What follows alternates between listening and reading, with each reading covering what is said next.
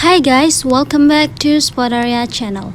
So today in this video, I'll show you how to change your Discord profile picture.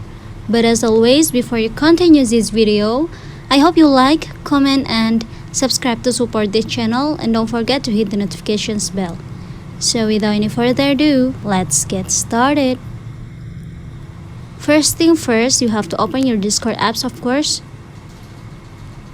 And now you just have to go to your profile by tap the account icon at the bottom right. And now tap on your profile.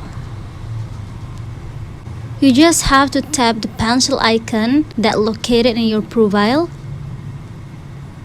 And it will be a pop-up. From there, you just have to select change avatar.